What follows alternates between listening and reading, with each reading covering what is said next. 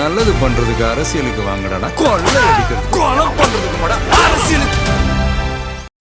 Left side OMR, right side ECR. நடுவுல உங்க step stone secret plots. Beach Resort Plots, just 24 lakhs onwards. Call 9626899268. 26க்கு பிறகு தமிழக தேர்தல் வேற திசையில் போக போகுது. இப்ப மீனிங் என்ன? வேற விஜய் வந்ததுதான் காரணம். ஆப்வியஸா திருமாவளவன் ஒரு மிகச்சிறந்த அரசியல்வாதி, மிகப்பெரிய இன்டெலெக்ட். அவருக்கு கேஜ் பண்ணியிருக்க தெரியாது. That is not the issue is has to protect his party. இனிமேல் விசிகா வந்து ஒரிஜினல் விசிகாவாக தான் இருக்கணும். அப்போ அதுக்கு நம்மளே வந்து களத்தில் வருவோம். ஏன்னா 26க்கு அப்புறம் நிலைமை மாறும். திமுக வந்து அதிமுக எடுத்து சண்டை போடணும். ஆக்சுவலாக பண்ணுறதெல்லாம் தாவேகாவுக்கு எதிராக. அதிமுக என்ன பண்ணணும்? திமுக எடுத்து சண்டை போடணும். அவங்க பண்ணுறதெல்லாம் தாவேகாவுக்கு எதிராக இருக்குது. பிஜேபி என்ன பண்ணணும்? காங்கிரஸ் எடுத்து சண்டை போடணும். அவங்க பண்ணுறதெல்லாம் தாவேகாவுக்கு எதிராக இருக்குது. இப்போ இங்கே எல்லாமே ஒன் வர்சஸ் அதர்ஸ் தானே இருக்குது. அப்போ யார் பவர்ஃபுல்? அந்த ஒன் மேன் தானே பவர்ஃபுல்லா? செந்தில் பாலாஜி நீங்க வந்து விமர்சிக்கிறீங்களே, இப்போ விஜய் அவர்கள் போய் கரூர்ல நிக்க வேண்டியது தானே? ஏன் பெரம்பூர்லயும் கீழே திருச்சி கிழக்குல நிக்கிறாங்க? உங்க கோட்டையை உடைக்கிறது தாங்க எங்களோட வேலையை. திருவாரூர்ல எப்போ சார் பரப்புரை போறாரு சார்? ஏன்னா முதல்வர் வந்து 2ஆம் தேதி பரப்புரை போறாரு திருவாரூர். உறுதியா போவாரு. அங்கேயும் போயிட்டு க்ளோஸ் பண்ண வாய்ப்பு இருக்கா சார்? திமுக க்ளோஸ்ங்க. எப்படி சார் ஸ்ரீஎம் சொல்ற மாதிரியா? முடிஞ்சிருச்சு அப்படின்றாருல, அது மாதிரி திமுக முடிஞ்சிருச்சு, அவ்வளவுதான்.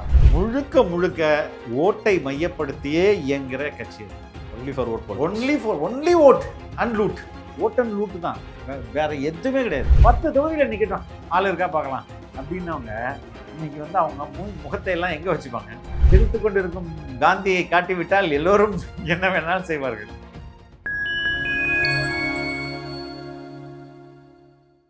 ஃபைன் டைம் நேயர்களுக்கு வணக்கம். இன்று நம்மோடு இணைந்திருப்பவர் தாவேகாவின் தேசிய செய்தி தொடர்பாளர் திரு ஃபிலிக்ஸ் ஜெரால்ட் அவர்கள். வணக்கம் சார். வணக்கம். திருமாவளவன் கூட பார்த்தீங்கன்னா இப்போ ஸ்டேட் பாலிடிக்ஸுக்கு வந்துட்டாரு சார். காட்டுமன்னார் கோயிலில் நிற்கிறாரு. அதுக்கு அவர் சொன்ன காரணம் ரொம்ப முக்கியமானது இல்லையா? 26க்கு பிறகு தமிழக தேர்தல் வேற திசையில் போக போகுது. அப்ப மீனிங் என்ன? வேற விஜய் வந்ததுதான் காரணம். ஆப்வியஸா திருமாவளவன் ஒரு மிகச்சிறந்த அரசியல்வாதி, மிகப்பெரிய இன்டெலெக்ட். அவருக்கு கேஜ் பண்ணியிருக்க தெரியாது. அவர் என்ன வந்து திமுகவினர் மாதிரி வேற ஒரு உலகத்துல வாழ்வாரு? இல்ல, அவரு எதுவும் வேற ஏதோ கால்குலேஷன் போடுறாங்களா சார்? இந்த வாட்டி மெஜாரிட்டி கிடைக்காது, ஸோ மேபி நம்ம ஜெயிச்சா நமக்கு ஏதோ மந்திரி பதவி கிடைக்கும் நினைக்கிறாரா? இல்ல, அப்படியெல்லாம் வாய்ப்பு கிடையாது. இவங்க அப்படிலாம் கொடுக்கவே மாட்டாங்க. ஆல்ரெடி ஓப்பனா சொல்லிட்டார். That is not the issue is has to protect his party. And அடுத்த முறை பார்கெயின் என்ன, டிவிகே இஸ் த லீடர். இன்னைக்கு இது வந்து இந்த ஒரு தேர்தலோட நிக்க போறது இல்லை. அடுத்த 30 ஆண்டுகள் இதுதான் இங்க வந்து பாத்வேவா இருக்க போகுது. Okay sir. அதனால் இப்போ பார்த்தீங்கன்னா இந்த எலெக்ஷன்ல வந்து திருமாவளவன் அவர்கள் வந்து இப்போ ஸ்டேட் பாலிடிக்ஸ் வந்துட்டாருன்னு சொல்லிட்டேன். எங்க நம்மளோட தலித்தோட வாக்குகள் எல்லாமே இங்க போயிடும், சரிஞ்சிரும்ன்றது பயம் இருக்கிறதுனால எல்லாமே அதுல திமுக.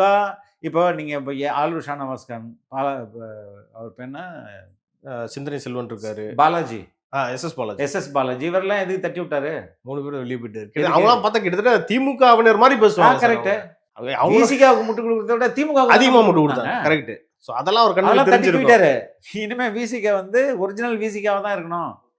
அப்ப அதுக்கு நம்மளே வந்து களத்துல வருவோம். ஏன்னா 26க்கு அப்புறம் நிலைமை மாறும். சோ இதுக்கெல்லாம் பயம், எல்லாமே இன்னைக்கு பயம் வந்தது காரணம் விஜய் தான். வேற என்ன இங்க ஆப்ஷன் இருக்குது? சரி சார். இப்போ திமுகலே பார்த்தீங்கன்னா இந்த எலெக்ஷனில் வந்து சீனியர்ஸ் எல்லாம் ஓரம் கட்டிடுவாங்கன்னு சொன்னாங்க. அப்படியும் பார்த்தா காட்பாடியில் திரு துரைமுருகன் கொடுத்துருக்காங்க சார். வயசாயிருச்சு, உடம்பும் சரியில்லை, இப்பவும் கொடுத்து என்ன சார் பண்ண போகிறாங்க? அது என்னன்னா, திமுக ஒரு பெரிய சிக்கல் இருக்குங்க. இப்போ நீ மட்டும் உங்கள் அப்பா வச்சு தானே வந்த, அப்போ நான் வரக்கூடாதா? என் பையன் வரக்கூடாதா? நீ உன் பையனை தானே ப்ரொமோட் பண்ணுற, அப்போ நான் என் பையனை ப்ரொமோட் பண்ண கூடாதா? நீ இதில் ஏதாவது ஸ்லிப்பான்னு நினச்சிக்க, நான் ஒர்க் பண்ண மாட்டேன். அந்த அப்படி பிளாக்மெயில் பண்ற மாதிரி. இப்போ KNR போயிச்சுட்டு வேற ஒரு கேண்டிடேட்டை போட்டு அவரே தோக்கடிப்பாரு. அதே மாதிரி தான் காட்பாடிலையும் அவரே தோக்கடிப்பாரு. பொன்முடிக்கு அவங்க பையனை கொடுத்துட்டாங்க, இல்லைன்னா அவரே தோக்கடிப்பாரு. புரியுதுங்களா? ஸோ இது இக்கட்டு, வேற வழியே கிடையாது. ஏன்னா இந்த எலெக்ஷன்ல ஜெயிச்சாதான் உதயநிதியை சிஎம் ஆக்கணும்ன்ற நிலைமையில இருக்கிறதா சொல்றாங்க. அது கனவுல மட்டும் தான் நடக்கும். cannot beங்க. எப்படிங்க இது? அவருதான் விஜய்க்கு போட்டின்னு சொல்றாங்க. எங்க தலைவர் வந்து இன்னைக்கு இந்த தமிழ்நாட்டில் உள்ள எல்லா அரசியல் கட்சியும் யாரை எதிர்த்து சண்டை போடுறது? திமுக வந்து அதிமுக எதிர்த்து சண்டை போடணும். ஆக்சுவலாக பண்ணுறதெல்லாம் தாவேகாவுக்கு எதிராக. அதிமுக என்ன பண்ணணும்? திமுக எடுத்து சண்டை பண்ணணும். அவங்க பண்ணுறதெல்லாம் தாவேகாவுக்கு எதிராக இருக்குது. பிஜேபி என்ன பண்ணும்? காங்கிரஸ் எடுத்து சண்டை பண்ணணும். அவங்க பண்ணுறதெல்லாம் தாவேகாவுக்கு எதிராக இருக்குது. நாம் தமிழர் என்ன பண்ணோம்? அவங்க வந்து வந்ததே திராவிட அரசியல் திராவிட அரசியலை எதுக்கணும். ஆனா அவங்க என்ன பண்றாங்க, தாவேக இப்ப இங்க எல்லாமே ஒன் வர்சஸ் அதர்ஸ் தானே இருக்குது. அப்ப யாரு பவர்ஃபுல்? அந்த ஒன் மேன் தானே பவர்ஃபுல்.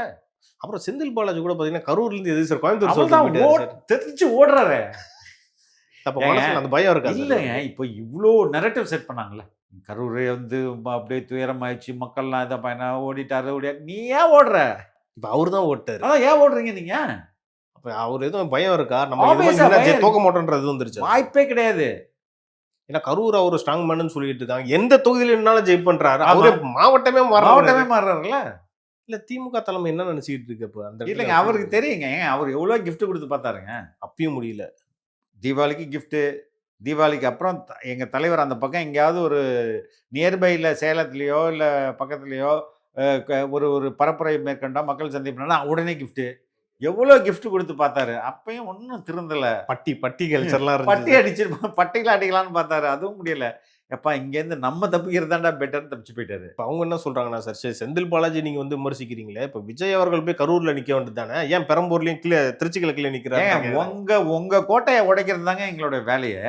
நாங்க வந்து தைரியமா 2 இடத்துல, 2 உங்களோட ஸ்ட்ராங் ஹோல்ட் தானே. டெல்டா பகுதியில் ஐ திங்க் 40 50 60 40 தொகுதி சார். 40 தொகுதிகள் இருக்கு. 40 தொகுதியிலையும் நீங்க ஸ்ட்ராங் தானே. இவ்வளவு நல்லா அடிக்கிறாங்க. இப்ப சமீபத்துல கூட தஞ்சாவூர்ல வர போய் பரப்புரை பண்ணிட்டு இருந்தாரு. ஆமா, அதுலயும் சொல்றாங்க தஞ்சாவூரே எங்க கோட்டை, நீங்க கூட்டெல்லாம் வரவே முடியாது அப்படின்றாங்களே. அதான் சொல்றேன். பாருங்க என்ன நடக்க போகுதுன்ட்டு. திருவாரூர்ல எப்ப சார் பரப்புரை போறாரு சார்? ஏன்னா முதல்வர் வந்து 2ஆம் தேதி பரப்புரை போறாரு திருவாரூர். உறுதியா போவாரு. ஏன்னா திமுக தலைவருடைய சொந்த ஊர் அது. அங்கேயும் போயிட்டு க்ளோஸ் பண்ண வாய்ப்பு இருக்கா சார்? ஏங்க தமிழ்நாடே வந்து திமுக க்ளோஸ்ங்க. எப்படி சார் ஸ்ரீவன் சொல்ற மாதிரியா? முடிஞ்சிருச்சு அப்படின்றாருல, அது மாதிரி திமுக முடிஞ்சிருச்சு, அவ்வளவுதான். அதே மாதிரி திமுக கூட்டணி எப்படி சார் விஜய் அவர்கள் எப்படி சொல்லலாம்? அதாவது கிழிஞ்ச துணி, உடஞ்ச கண்ணாடி, போன வாட்டி என்னன்னா கல்லாப்பட்டி கூட்டணின்றாரு. இப்படியே வித்தியாசமா சொல்லிட்டு போறாரு. ஆமாங்க. எந்த வித இப்போ பாண்டிச்சேரியில என்ன ஆகுது? இதே கூட்டணி தானே அங்கேயும் இருக்குது. உடஞ்சி சின்ன பின்ன கிடக்குது சார். அதுதான் சொல்றாரு. ஒட்டு போட்ட துணி தாங்க அது. யாருமே அங்க ஜெல்லாகல. இல்ல இவரை வந்து சிபிஎம் சண்முகம் தோழர் என்ன சொன்னாரு, எல்லாத்தையும் நிறைவேற்றிட்டு அடுத்தது என்ன நிறைவேற்றுறதுன்னு சிந்திச்சிட்டு இருக்காங்கன்னு சொன்னாரு. ரைட்டுங்களா? அவ்வளவு விமர்சிச்சாரு. சொல்ல முடியுது இந்த மாதிரிலாம்? இல்ல உண்மை. அவர் சர்காஸ்டிக்கா சொன்னார். ஒரு சில மந்திரிகள் எல்லாத்தையும் நிறைவேற்றுறதுக்கு என்னவா இருக்குன்னு கிண்டல் தான் பண்ணாரு. அவர் வேற வழி இல்லாம அங்க இருக்கிறாரு. சரி, வேற என்ன சார் நம்மளுவே வெளியில வந்து தாவேக கூட கூட்டணி வைக்கலாமே சார்? ஒரு நல்ல ஆப்ஷன் இருக்கு சார். நல்ல ஆப்ஷன் இருக்கு. அதற்கு மேபி அவங்க வந்து பல்வேறு நிபந்தனைகள்ல இருக்கலாம். திமுக கொடுக்குற பணமா இருக்கலாம். கல்லாப்பட்ட கூட்டணி தானே இது. ஏன்னா போன வாட்டியே சொன்னாங்க நாங்க வந்து பிளாக்ல வாங்கலாம், ஒயிட்ல தான் வாங்கணும் அப்படி. அந்த விதத்துல அவங்க வந்து ஓப்பனா சொல்றது வரவேற்கிறதுக்கு. ஆனா வாங்குனீங்களே, வாங்கினாங்களே. அப்ப திமுக மட்டும் கம்யூனிஸ்ட் கட்சிகளே வாங்கியிருந்தா இப்போ கல்லாப்பட்டியில வந்து தேமுதிக வாங்கியிருக்காதா? எல்லாரும் அதை தான் சார் விமர்சிக்கிறாங்க. அப்போ விடுதலை சிறுத்தைகள் வாங்கியிருக்காதா? வாங்கியிருக்கா, வாய்ப்பு இருக்கு. நாங்க கொடுக்க மாட்டோமே. அதனால தான் தூய சக்தின்றாங்க. ஆமா, நாங்க எல்லாத்துலயும் we want to be very clear. ஏங்க நீங்க நேத்து இந்த எல்லா வேட்பாளர்கள்ட்டையும் ஒரு உத்தரவாதம் வாங்கினார்ல. நான் வந்து ஓத்து எடுத்தாங்க. மக்கள் காசுக்கு ஆசைப்பட மாட்டேன், மக்கள் காசை கை வைக்க மாட்டேன்னு. இது மாதிரி யாராவது ஒருத்தங்க இதுவரையும் எடுத்துருக்காங்களா? இல்ல. ஏன் சார்? ஏன்னா வரதே அதுக்கு தானே. ஸோ இதில் வந்து எந்த ஒரு காம்ப்ரமைஸும் கிடையாது. No compromise. ஊழலில் மட்டும் சார் ஊழல் வந்து நீங்கள் 2 விதமாக பிரிங்க. ஒன்று வந்து கீழ்மட்டத்தில் ஒரு 50 100 500 வாங்குறதுன்றது ஒன்று. இதை நம்ம வந்து மன்னிச்சு விட்டுடலாம். ஆனால் இதையும் சரிப்படுத்திட முடியும், மன்னிச்சு விட்டுலாம். ஆனால் மேல் மட்டத்தில் லட்சம் கோடி, 1000 கோடி, 10,000 கோடி, 60,000 கோடி, இதை நீங்கள் எப்படி மன்னிக்க முடியும்? இல்லை சார், முடியாது. ஒரு டிபார்ட்மெண்ட்ல இப்ப ஹைவேஸ்ல மட்டும் ஏவா வயல் துறையில மட்டும் 60,000 கோடின்றாங்க. இதே ப்ரீவியஸ் கவர்மெண்ட்ல எடப்பாடியும் 50,000 கோடி, 75,000 கோடின்றாங்க. அப்போ இதை நீங்க வந்து இந்த லீக்கேஜ் இருக்குல்ல, இந்த பைப்லைனை நீங்க ஸ்ட்ராங் பண்ணுங்க போதும். ஸோ மக்களுக்கு சேர வேண்டியது சேர்ந்துரும். அதிகமாவே வரும்ன்ற நான் சர்ப்ளஸாவே வரும். ஸோ இதுக்கு தான் வந்து 2 கட்சியும் பயந்துகிட்டு இருக்காங்க. நம்மள வந்தா அடிமடியிலே தொடுவாங்கன்றதுக்காக. எத்தனை நூற்றாண்டுகளுக்கு இங்க செல்வம் சேர்த்து வச்சிருக்காங்க சொத்து. ஓகே சார், இப்போ தேர்தல் அறிக்கையெல்லாம் கொடுத்துட்டு இருக்காரு சார். அதாவது தனித்தனியாக கொடுத்துருக்காரு. போன வாட்டி பார்த்தீங்கன்னா மகளிருக்கு சொன்னார், இப்போ இளைஞர்களுக்கு சொன்னார். ஏன் அது ஒரேடியாக கொடுக்குறதுல என்ன பிரச்சனை இருக்குது சார்? ஒரேடியாக தருவாங்க, இப்போ மக்களுக்கு சொல்லணும்ல.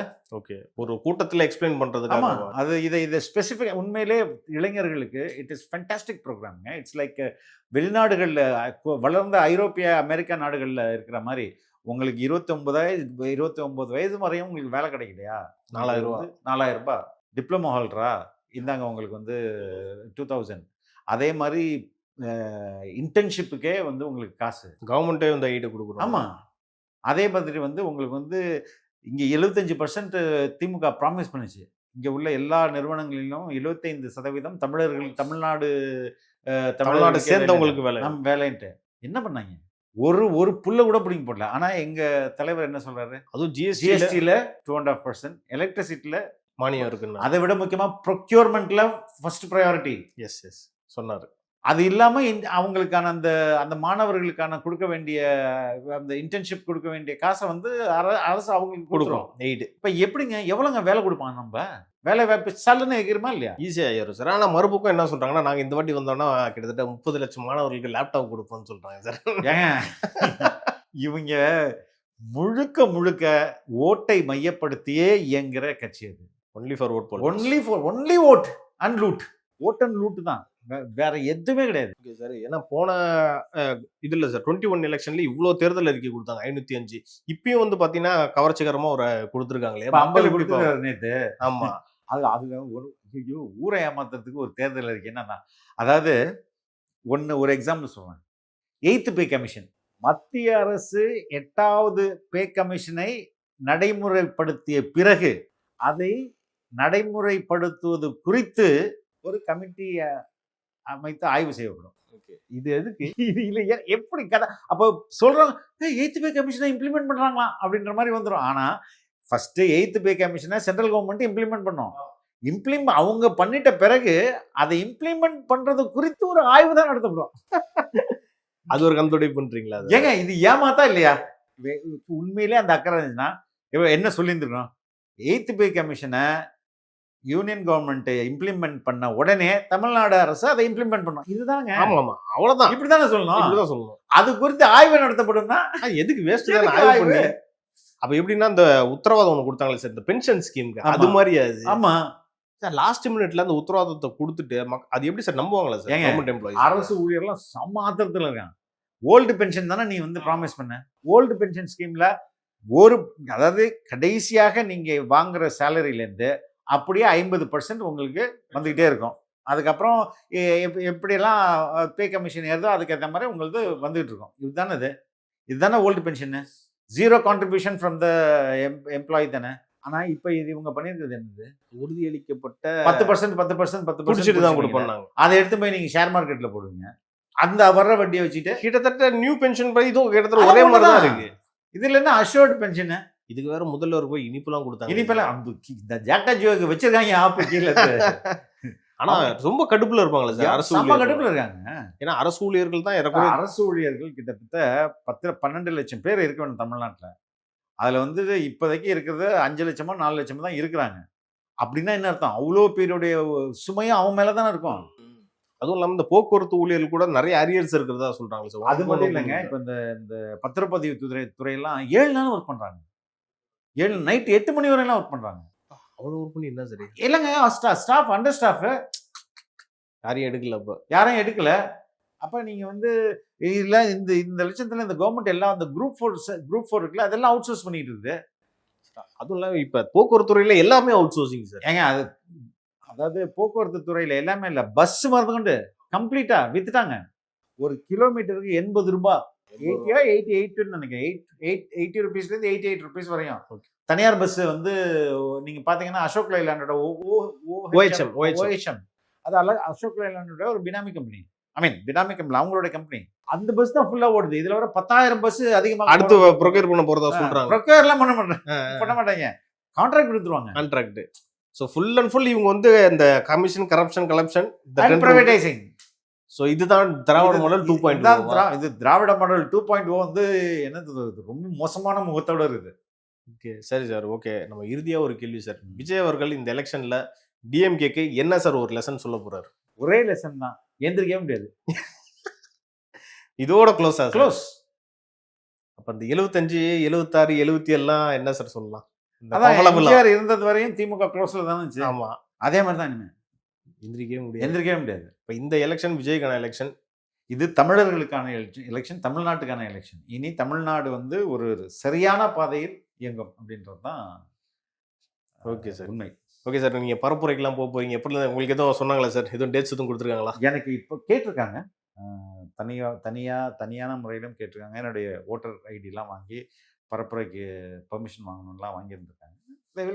எப்படி சார் இன்ட்ரெஸ்டிங்கா இருக்கு, எப்படி எக்ஸைட்மெண்ட்டா இருக்கா சார் உங்களுக்கு? நேற்றே எனக்கு வந்து உண்மையிலே நான் அந்த வேட்பாளர்கள்லாம் பார்க்கும்போது என் பையனை என் பொண்ணெல்லாம் இந்த 12th எக்ஸாமுக்கு ப்ரிப்பேர் கடைசி நாளில் நம்மளுக்கு ஒரு மனநிலை இருந்துருமா, ஹால் டிக்கெட்லாம் ஃபில் பண்ணுறது, அப்புறம் அது மாதிரி இருந்துச்சு. எக்ஸாமுக்கு குழந்தைங்க போகும்போது நமக்கு ஒரு பதப்பதைப்பு இருக்கும், சந்தோஷமாகவும் இருக்கும், அதே நேரத்தில் ஒரு டென்ஷனாக இருக்கும். அது மாதிரி ஏய் நல்லா பண்ணுங்கப்பா எல்லாரும் அப்படின்ற மாதிரி உண்மையிலே எக்ஸாமுக்கு அனுப்பின ஒரு மனநிலை தான் எனக்கு வந்துச்சு. சார் விஜய் அவர்களே நான் பார்க்கும்போது அவர்கிட்ட இந்த மாதிரி நான் பார்த்தது இல்லை சார். எல்லார் வேட்பாளர்களையும் கட்டி பிடிச்சி முத்தம் கொடுத்து போட்டோ எடுத்து அந்த தம்ஸ் அப்லாம் கொடுத்து ரொம்ப சந்தோஷமா இருந்தார் சார். Yes, he was very happy yesterday. ஏன்னா ஃபர்ஸ்ட் எலெக்ஷனை ஃபேஸ் பண்றதுனால அவர் புது வேட்பாளர், ஃபர்ஸ்ட் வேட்பாளர்னால ஒரு எக்ஸைட்மெண்ட் இருந்தார். ஆமா, இல்லைங்க, இது ஒரு முக்கியமான எவ்வளோ கிரிட்டிசிசம், எவ்வளோ எனக்கு தெரிஞ்சு இந்த சோ கால்டு மூத்த பத்திரிகையாளர்கள்லாம் சொன்னாங்க 2% வாங்கட்டுங்க, 2% வாங்க முடியுமா பார்க்கலாம், 10 தொகுதியில் நிற்கட்டும், ஆள் இருக்கா பார்க்கலாம் அப்படின்னவங்க இன்னைக்கு வந்து அவங்க முகத்தை எல்லாம் எங்க வச்சுப்பாங்க? 10 தொகுதியில் நிக்க சொல்லுங்க, 20 தொகுதியில் நிக்க சொல்லுங்க. அது மட்டும் இல்லாம 27ஆம் தேதி அது போஸ்ட்போன் ஆச்சு இல்ல சார்? அப்பவே என்ன சொன்னாங்கன்னா, நாங்களுக்கு 100 வேட்பாளர் கூட இன்னும் வரல, அதனாலதான் போஸ்ட்போன் ஆயிருக்குன்ற மாதிரி இந்த நெரேட்டிவ் எல்லாம் சொல்லுவாங்க. இன்னும் நிறைய கட்டுக்கதைகள் அவுத்துக்கிட்டே இருப்பாங்க. இல்ல சார், திமுக அதிமுக சேர்ந்தவங்க சொன்னா பரவாயில்ல சார், பத்திரிகையாளர் சொல்றாங்க அதுதான் சார் நம்ம அவங்களை நீங்க உள்ள நோண்டி பாருங்க, வேற ஏதாவது ஒரு அஃபிலியேஷன் கண்டிப்பா இருக்கும். ஓகே, அந்த அஜெண்டா அவங்களுக்கு வந்து அவங்களுக்கு அஜெண்டாவே இருக்கும். தேர் நாட் தண்ணி அப்படி. எனக்கு ஒரு அஜெண்டா இப்ப இருக்கு. இப்ப நீங்க டிவிக்கு நான் வந்து பத்திரிகையாளன் இல்ல, நீங்க வந்து நான் ஸ்போக்ஸ் பர்சன். நான் பத்திரிகையாளனுக்கு வரையும் எனக்குன்னு அஜெண்டா வந்து மக்களா தான் இருக்கணும். எனக்கு அஜெண்டா ஒரு பொலிட்டிக்கல் வில்லா இருந்துச்சுன்னு வச்சுக்கலாம், அதான் என் வாயிலிருந்து எப்படி சரியான, அது எப்படி ஒரு மெயின் ஸ்ட்ரீம் மீடியாலே இப்படிலாம் பேச முடியும்? என்ன பண்றதுங்க? எல்லாமே சிரித்துக் கொண்டு இருக்கும் காந்தியை காட்டிவிட்டால் எல்லோரும் என்ன வேணாலும் செய்வார்கள். The laughing Gandhi has lot of power. நேரத்துக்கும் கருத்துக்கும் நன்றி sir. Thank you. Thank you.